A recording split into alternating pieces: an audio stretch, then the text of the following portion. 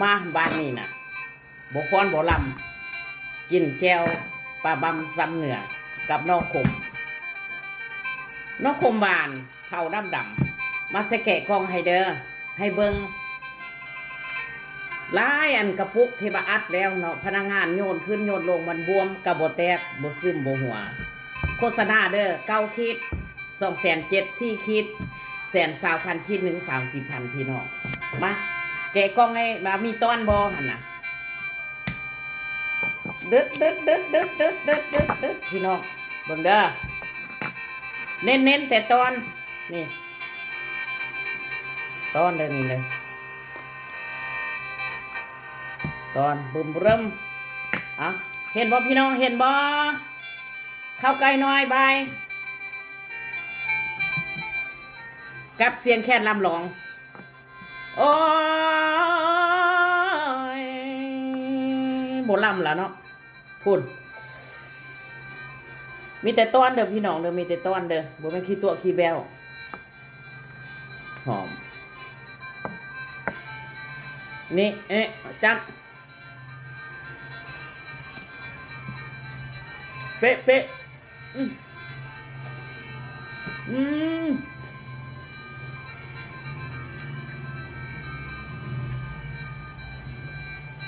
อ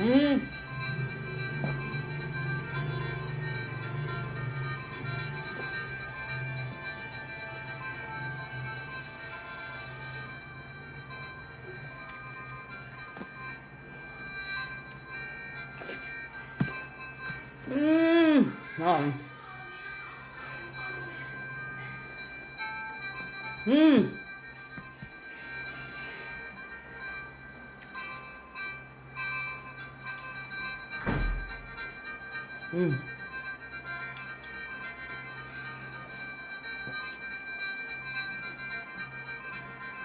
เจ้าของเฮาบ่มีส้มบ่มีหนาวบ่มีกุยมีเจ้าหอมอย่างเดียวข้าพเจ้ายังเว้าตลกเด้ทิมใส่น้ำบ่ไหลมันสิไหลมันหนักทิมใส่ไฟบ่ไหม้ไผจะให้ไหม้เนาะสิไหม้ก็เอาออก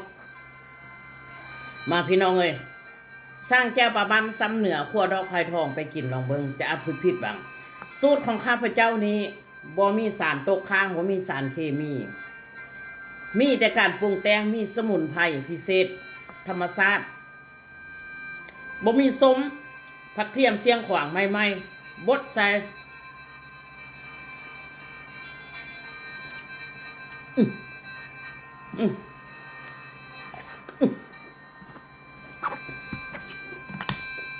ก็เหรอ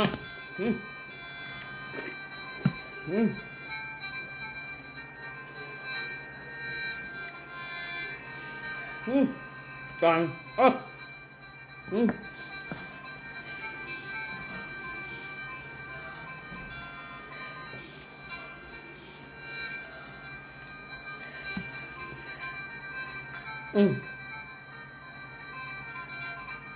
นตอน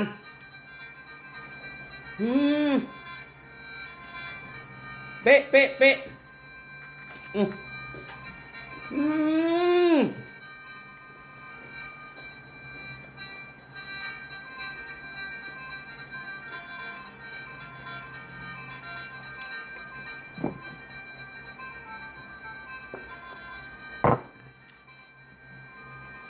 สูตรของข้าพเจ้าพิเศษออริจินอลพี่น้องเอ้ยมีแต่ตอนนี่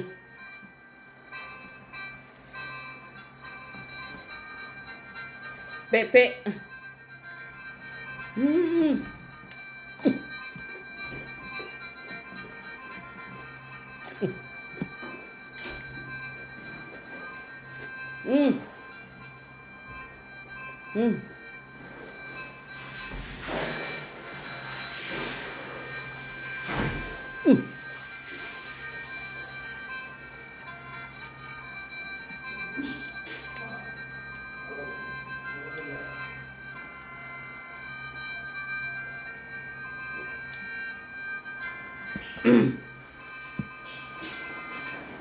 ถ้าทานได้สนใจ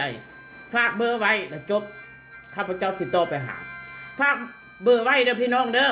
ฉันอยู่นครหลวงยังจำมาซื้อยุ่งทำได้ห้านอาหารดอกไข่ทองบ้านหนองแตงไตเมืองเชียงโคตะบอกนครหลวงเวียงจันทร์ขอบใจหลายๆลูกค้ามาจากสหรัฐอเมริกาออสเตรเลียมาเลเซียไชน่าและก็ประเทศอื่นๆเนาะเวียดนามลูกค้าภายในและต่างประเทศแต่เหนือถึงใต้เขาบอกขอบใจเด้อที่อุดหนุนเด้อสูตรข้าพเจ้าบ่มีผู้ใดเฮ็ดได้ปลาอยู่นอกเป็นเดือนบ่ส้มบ่บูดผักเทียมบ่ส้ม